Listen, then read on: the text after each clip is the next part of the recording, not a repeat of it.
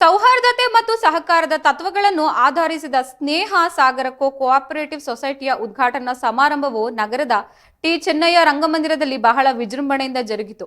ಈ ಸಮಾರಂಭದಲ್ಲಿ ಮಾತನಾಡಿದ ಸಂಸ್ಥಾಪಕ ಕೆಪಿ ಶ್ರೀನಿವಾಸ್ ಅವರು, ಸಹಕಾರ ಸಂಸ್ಥೆಗಳು ಯಾವುದೇ ಜಾತಿ, ಧರ್ಮ ಅಥವಾ ಭೇದ ಭಾವವಿಲ್ಲದೆ ಎಲ್ಲರಿಗೂ ತೆರೆದಿರುತ್ತದೆ ಎಂದು ಹೇಳಿದ್ದಾರೆ.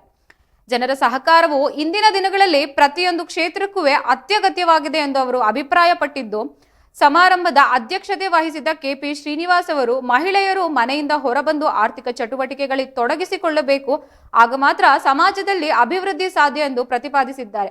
ಮಹಿಳೆಯರಲ್ಲಿ ಹಣಕಾಸು ನಿರ್ವಹಣೆ ಮತ್ತು ಹೂಡಿಕೆಯ ಬಗ್ಗೆ ಉತ್ತಮ ತಿಳುವಳಿಕೆ ಇರುತ್ತದೆ.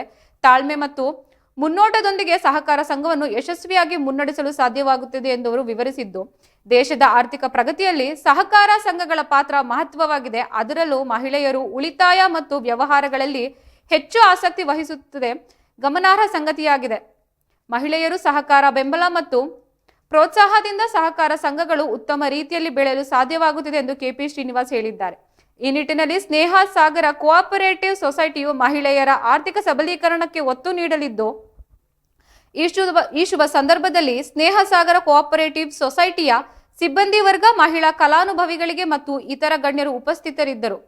ಸಹಕಾರ ಸಂಘದ ಮಹತ್ವ ಮತ್ತು ಅದರ ಮೂಲಕ ಮಹಿಳೆಯರ ಸಬಲೀಕರಣದ ಬಗ್ಗೆ ಮಾತನಾಡಿದ್ದು, ಸಂಸ್ಥೆಯು ಮಹಿಳೆಯರಿಗೆ ಸ್ವಯಂ ಉದ್ಯೋಗ, ಸಾಲ ಸೌಲಭ್ಯಗಳು ಮತ್ತು ಆರ್ಥಿಕ ನೆರವು ನೀಡುವ ಮೂಲಕ ಅವರ ಆರ್ಥಿಕ ಭವಿಷ್ಯವನ್ನು ಉತ್ತಮ ಬಲಪಡಿಸಲು ಶ್ರಮಿಸಲಿದೆ ಎಂದು ತಿಳಿಸಿದ್ದಾರೆ.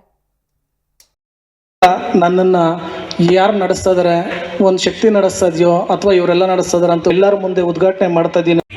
ಖುಷಿಗಳು ಬೇಕು ಲೈಫಲ್ಲಿ, ಅವಾಗ ಏನೋ ಒಂದು ಟ್ವಿಸ್ಟ್ ಇರಬೇಕು, ಸ್ಪೆಷಾಲಿಟಿ ಇರಬೇಕು. ಹಾಗಂತ ಇವತ್ತು ನಮ್ಮ ಸ್ನೇಹ ಸಾಗರ ವೆಂಚರ್ಸ್ ಎಂಬ ರಿಯಲ್ ಎಸ್ಟೇಟ್ ಕಂಪನಿಯಲ್ಲಿ ಸತತ 10 ವರ್ಷಗಳಿಂದ ಯಶಸ್ವಿಯಾಗಿ ನಡೆಸ್ಕೊಂಡು ಈ ಒಂದು